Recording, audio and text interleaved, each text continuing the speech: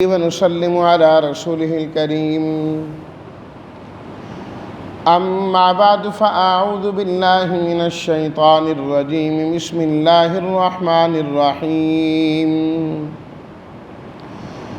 الله لا إله إلا هو الحي القيوم لا تأخذه سنة ولا نوم له ما في السماوات وما في الأرض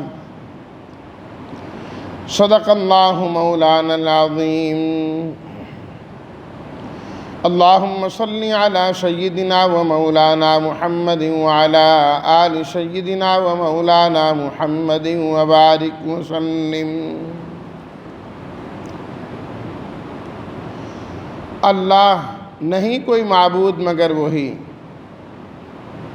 وہ زندہ ہے، سب کو قائم رکھنے والا ہے،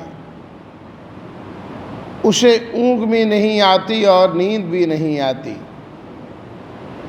اسی کی ملکیت ہے جو کچھ آسمانوں میں ہے اور جو زمین میں ہے۔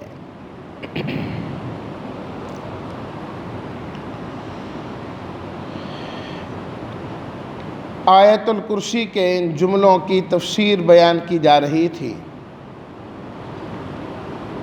کہ اس کا پہلا جملہ اللہ لا الہ الا ہو، یہ دعویٰ ہے کہ اللہ کے علاوہ کوئی معبود نہیں ہے۔ معبود کسے کہتے ہیں؟ جس کی عبادت کی جائے، اور عبادت کسے کہتے ہیں؟ تفصیلاً میں نے کل عرض کر دیا تھا۔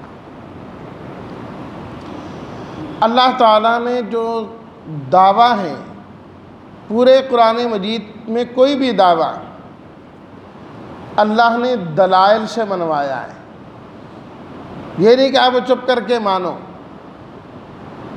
مختلف دلائل اللہ تعالیٰ نے قائم کیے کہ ہر انسان اس دعوے کو سمجھنے والا بھی بن جائے، اور اگر اس میں ضد اور عناد نہ ہو تو ماننے والا بھی بن جائے۔ باقی جو ضد ہے اس کا تو کوئی علاج ہی نہیں، نہ ماننے کا کوئی علاج نہیں۔ جہاں پر بھی اللہ تعالیٰ نے اپنا یہ دعویٰ کہ لا الہ الا ہو، اللہ نے دلائل کے ساتھ منوایا۔ سب سے پہلی دلیل الحی القیوم، فرمایا کہ اللہ الحی زندہ ہے،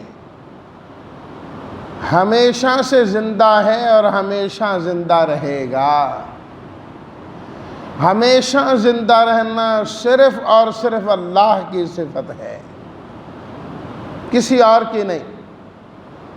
ساری کائنات، ساری مخلوق، سارے انسان، سارے جاندار پہلے نہیں تھے، اور جو اب ہیں یہ کل کو نہیں ہوں گے۔ سب پر موت طاری ہونی، کل نفس ذائقۃ الموت، ہر نفس نے موت کا ذائقہ چکھنا ہے۔ کل من علیہا فان وَيَبْقَى وَجْهُ رَبِّكَ ذُو الْجَلَالِ وَالْإِكْرَامِ، فرمایا اس زمین پر جو بھی ہیں تمام کے تمام فنا ہو جائیں گے، وَيَبْقَى وَجْهُ رَبِّكَ، باقی رہے گی تیرے رب کی ذات، تیرے رب کی ذات وہی باقی رہے گی، اور کسی نے باقی نہیں رہنا، سب نے ختم ہو جانا ہے، سب نے ختم ہو جانا ہے۔ سب فرشتوں پر بھی موت طاری ہو جائے گی، سب انبیاء کرام علیہم الصلاۃ والتسلیمات بھی وفات پا گئے، اس دنیا سے سب گئے، بڑی شانوں والے، بڑی عظمتوں والے، لیکن کوئی بھی باقی نہیں، کوئی بھی باقی نہیں۔ حضرت داؤد ہوں یا حضرت سلیمان علیہم الصلاۃ والتسلیمات، کیا ان کی شان اور کیا ان کی حکومتیں، لیکن موت سے آزاد کوئی بھی نہیں، موت سے آزاد کوئی بھی نہیں۔ اللہ اکبر۔ آپ علیہ الصلاۃ والتسلیمات سے جب یا آپ کے متعلق کفار آپس میں باتیں کرنے لگیں کہ خاموش ہو جاؤ، ان کا مقابلہ ہم کرتے ہی نہیں، جب یہ دنیا سے چلے جائیں گے تو بس بات ختم ہو جائے گی، کون نام لے گا ان کا؟ اللہ تعالی نے فرمایا افَإِن مِتَّ فَهُمُ الْخَالِدُونَ، کیا آپ فوت ہو جائیں گے یہ ہمیشہ رہیں گے زندہ؟ انہوں نے بھی مر جانا ہے۔ إِنَّكَ مَيِّتٌ وَإِنَّهُمْ مَيِّتُونَ، آپ نے بھی فوت ہونا ہے، انہوں نے بھی مرنا ہے، انہوں نے بھی باقی نہیں رہنا، باقی صرف اور صرف اللہ ہی رہیں گے، اللہ ہی رہیں گے۔ القیوم، قیوم کا معنی ہوتا ہے قیام سے، قیام کا معنی کھڑا ہونا، قائم کھڑا ہونے والا۔ القیوم مبالغے کا صیغہ ہے، وہ ذات جو خود بھی قائم ہے اور پوری کائنات کو قائم رکھنے والی ہے،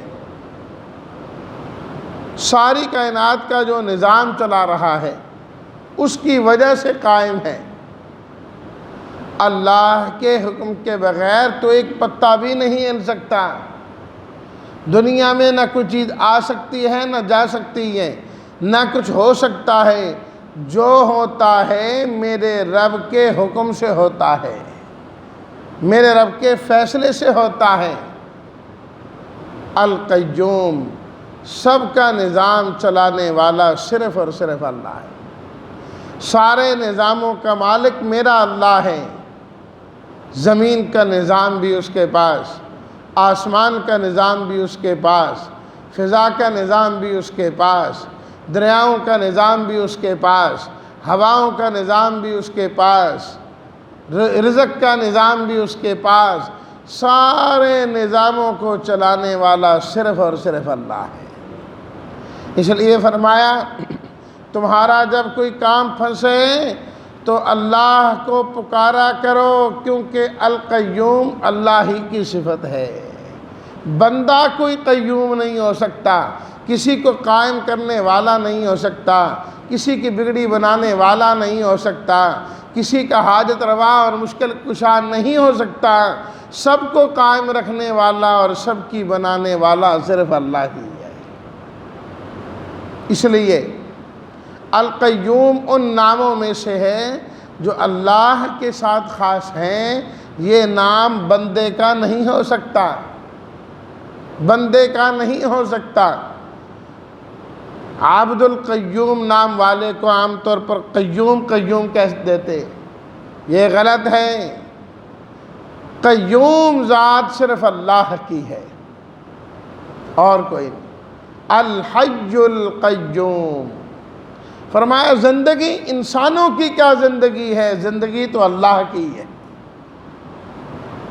اور قائم رہنے والا باقی کیا ہے، سب نے ختم ہونا ہے، باقی رہنے والی ذات ایک اللہ کی ہے۔ اللہ اکبر۔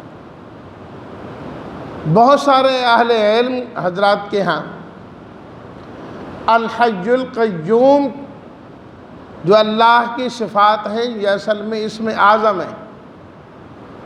اسم اعظم، کئی اسم اعظم ہے، صرف کوئی ایک نام نہیں۔ فرمایا گیا کہ اسم اعظم وہ ہے کہ اس کے ذریعے جب دعا کی جائے تو اللہ قبول فرماتے ہیں، اللہ قبول فرماتے ہیں۔ تو اس میں الحی القیوم بھی ہے، یا حی یا قیوم۔ صحابہ کرام فرماتے ہیں جب نبی کریم صلی اللہ علیہ وسلم پر کوئی مشکل آتی، حالات مشکل ہو جاتے تو ہم دیکھتے تھے کہ آپ علیہ الصلاۃ والتسلیمات یا حی یا قیوم کے ذریعے اللہ سے دعا مانگا کرتے تھے۔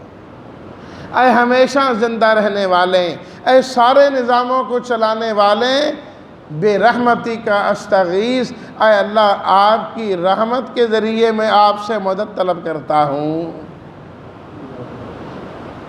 میں آپ کی رحمت کے ذریعے آپ سے مدد مانگتا ہوں، میرا یہ کام کر دیجئے۔ تو کثرت کے ساتھ اپنی دعاؤں میں شامل کرنا ہے۔ یا حی یا قیوم برحمتک استغیث۔ حضرت علی رضی اللہ تعالیٰ عنہ فرماتے ہیں غزوہ بدر کا موقع تھا اور آپ علیہ الصلاۃ والتسلیمات کے لیے ایک خیمہ وہاں پر لگایا گیا جس میں آپ علیہ الصلاۃ والتسلیمات اور آپ کے ساتھ حضرت ابو بکر رضی اللہ تعالیٰ عنہ تھے۔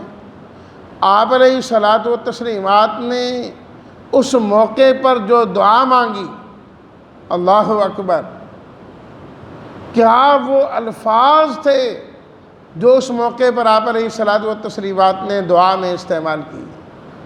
صحابہ کرام فرماتے ہیں کہ آپ علیہ الصلاۃ والتسلیمات دعا مانگ رہے تھے، پروردگار میری ساری محنت کا نتیجہ یہ 313 ہیں جو میں نے آپ کے سامنے میدان بدر میں اتار دی ہے۔ اے اللہ تو ان کی مدد فرما، یا اللہ اپنی رحمت نازل فرما، نصرت نازل فرما، ان کو کامیاب فرما۔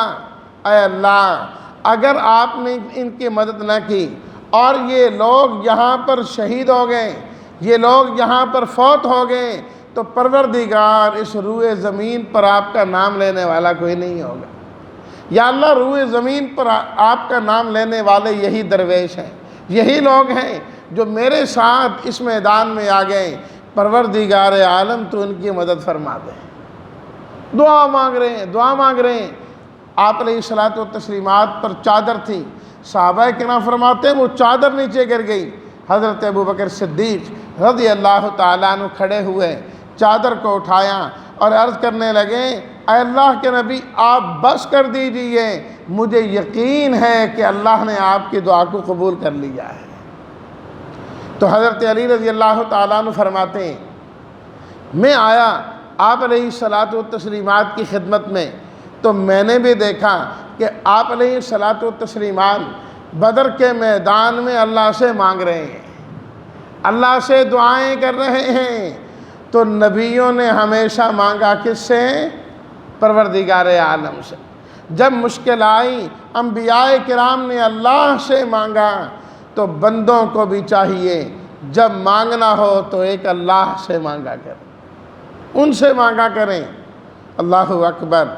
حضرت عطا اللہ شاہ صاحب بخاری رحمۃ اللہ علیہ فرمایا کرتے تھے، بڑے عجیب جملے ہوتے تھے حضرت کے، فرماتے جب میں آپ علیہ الصلاۃ والتسلیمات کی سیرت پڑھتا ہوں، جب میں آپ کے حالات پڑھتا ہوں اور خاص طور پر آپ کے جسم کے متعلق پڑھتا ہوں، آپ کی زلفوں کے متعلق، آپ کے چہرہ انور کے متعلق، آپ کے ہاتھوں کے متعلق، آپ کی ہتھیلیوں کے متعلق، آپ کے جسم کے متعلق، دل کرتا ہے اس حسین چہرے والے کو سجدہ کروں۔ فرمایا دل کرتا ہے کہ اس زلف کو سجدہ کروں، دل کرتا ہے ان ہاتھوں کو چوموں اور سجدہ کروں، لیکن میں جب دیکھتا ہوں کہ والضحیٰ کا چہرہ بھی کسی اور کے سامنے جھکتا ہے، وہ بھی کسی اور کو سجدہ کرتے ہیں، میں سمجھ گیا سجدے کے قابل یہ نہیں، سجدے کے قابل وہ ہیں جن کے سامنے یہ بھی جھکتے ہیں، جن کو یہ بھی سجدہ کر کے کہتے ہیں سبحان ربی الاعلیٰ۔ اے اللہ اعلیٰ ذات تو آپ کی ہے، آپ کے مقابلے میں سب ادنا ہیں، مانگ رہے ہیں، اللہ کے نبی مانگ رہے ہیں۔ حضرت علی فرماتے ہیں جب میں نے کان لگایا اور آپ کی دعا سنی کہ آپ کیا مانگ رہے ہیں، کیسے مانگ رہے ہیں، کن الفاظ سے مانگ رہے ہیں، تو میں نے دیکھا آپ یہی فرما رہے تھے یا حی یا قیوم، یا حی یا قیوم، یا حی یا قیوم، اے ہمیشہ سے زندہ رہنے والے، ساری کائنات کے نظام کو چلانے والے، اس میدان کا نظام بھی تو آپ کے قبضے میں ہے نا، آپ کی مٹھی میں ہے، آپ ہماری مدد کیجئے۔ تو آپ نے میدان بدر میں بھی انہی الفاظ سے دعا مانگی، انہی الفاظ سے دعا مانگی، یا حی یا قیوم لا تاخذہ سنۃ ولا نوم۔ اللہ اکبر۔ اگلی دلیل، جب اللہ ساری کائنات کا نظام چلا رہے ہیں، بر و بحر کا نظام چلا رہے ہیں، آسمان و زمین کا نظام چلا رہے ہیں، انسان تو ایک نظام چلائیں، ایک دکان اور ایک فیکٹری چلائیں، ایک ادارہ چلائیں، رات کو اس کی بری حالت ہو جاتی ہے، کہتا ہے جی کمر ٹوٹنے لگی ہے، اب تو میری ہمت جواب دے گئی، اب تو میری آنکھیں بند ہونے لگی ہیں، میرا دماغ کام نہیں کر رہا، میں تھک گیا ہوں، میں سونے لگا ہوں، مجھے آرام کی ضرورت ہے، مجھے دوائی لا کر دو، آج طبیعت بڑی نڈھال ہو گئی، بہت کمزور ہو گئی۔ تو اللہ جو ساری کائنات کا نظام چلانے والے ہیں، اللہ بھی تھکتے ہوں گے، تھکاوٹ آتی ہوگی، نیند آتی ہوگی، فرمایا نہیں نہیں، لا تأخذہ سنۃ ولا نوم، فرمایا نیند آنا دور کی بات ہے، اللہ کو تو اونگ بھی نہیں آتی، اللہ کو اونگ نہیں آتی، تمہیں سونا پڑتا ہے، تمہیں سونا پڑتا ہے، تمہیں راحت کی ضرورت ہے، تم چاہتے ہو کہ ہم جاگے تاکہ میرا یہ کام رہتا ہے میں یہ کام کر لوں، فرمایا اونگ آنے لگتی ہے، تمہاری آنکھیں خود بخود بند ہونے لگ جاتی ہیں، بے بس ہو جاتے ہو، بیٹھے بیٹھے قلم ہاتھ میں ہے، لکھتے ہو، آنکھیں بند ہو جاتی ہیں، آنکھیں بند ہو جاتی ہیں۔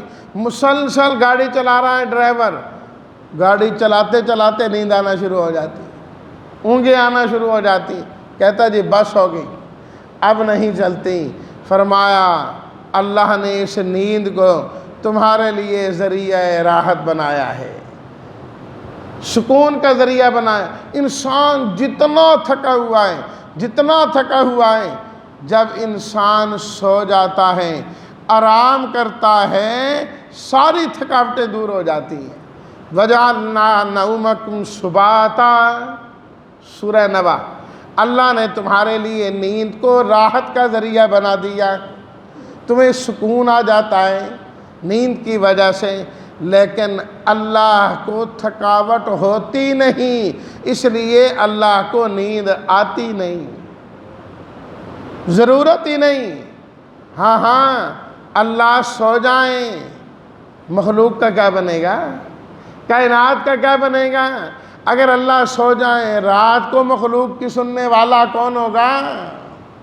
ان کی پکاروں کو سننے والا جس اللہ نے وعدہ کیا، ادعونی استجب لکم، مجھے پکارا کرو میں تمہاری دعاؤں کو قبول کروں گا۔ اگر اللہ سو جائیں تو جو بیمار اللہ کو پکارتے ہیں، محتاج اللہ کو پکارتے ہیں، حاجت مند اللہ کو پکارتے ہیں، جن کی رات نہیں گزرتی ان کی سنے گا کون، ان کی حاجتوں کو پورا کون کرے گا؟ اللہ پاک فرماتے ہیں دن ہو یا رات ہو میرا دروازہ کھلا ہے، جس وقت کھٹکھٹاؤ گے، اور رب کا دروازہ کس طرح کھٹکھٹایا جاتا ہے، ہاتھ پھیلا کر اسے مانگ لو۔ مانگنا اللہ کے دروازے کو کھٹکھٹانا ہے۔ فرمایا کوئی پابندی نہیں، دن کو آنا چاہو تب سنیں گے، رات کو آنا چاہو تب سنیں گے، ساری کائنات سو جائیں، کوئی جاگنے والا نہیں ہے، اندھیرا ہو گیا، انسان تو انسان، جانور بھی سو گئے، پرندے بھی سو گئے، گھونسلوں کے اندر لیٹ گئے، کسی کو کوئی پتہ نہیں اندھیرے کے اندر ہیں۔ فرمایا تم ہمیں پکارنا، ہم تمہاری پکار کو اس وقت بھی سنیں گے، اور بلکہ رات کے آخری حصے میں تو دعا زیادہ قبول ہوتی ہے، جو تہجد کے وقت مانگی جائے، جب سارے سوئے ہوتے ہیں اللہ سے اس وقت مانگا جائے، اللہ سے اس وقت مانگا جائے تو اللہ تو اس کو اور زیادہ سنتے ہیں۔ اگر اللہ سو جائیں، سوتے ہوتے، مچھلی کے پیٹ میں حضرت یونس کی کس نے سننی تھی؟ حضرت نوح کی کس نے سننی تھی؟ یہ ابھی وقت نہیں ہے، فلاں وقت ہم سے مانگنا۔ لا تأخذہ سنۃ ولا نوم، نہ اونگ آتی ہے نہ نیند آتی ہے۔ تیسری دلیل، لہو ما فی السماوات وما فی الارض، فرمایا آسمان اور زمین ساری کی ساری اللہ کی ملکیت میں، مالک اور مختار ایک اللہ ہی ہے۔ تو جب مالک بھی وہی، مختار بھی وہی، تو مان لو کہ معبود برحق بھی وہی ہے اور کوئی نہیں۔ تو 3 دلیلیں ہم نے پڑھ لی، 3 دلیلیں۔ ایک دعویٰ لا الہ الا ہو، معبود کوئی نہیں۔ پہلی دلیل الحی القیوم، ہمیشہ سے زندہ ہے، ساری کائنات کا نظام چلاتا ہے۔ نمبر 2 لا تأخذہ سنۃ ولا نوم، نہ اونگ آتی ہے نہ نیند آتی ہے۔ نمبر 3 لہ ما فی السماوات و ما فی الارض، ہر چیز اسی کی ملکیت۔ جب مالک وہ ہے تم غلام ہو، اپنے مالک سے اور آقا سے مانگا کرو۔ اللہ ہم سب کو ہمیشہ اپنے سے ہی مانگنے کی توفیق عطا فرمائے۔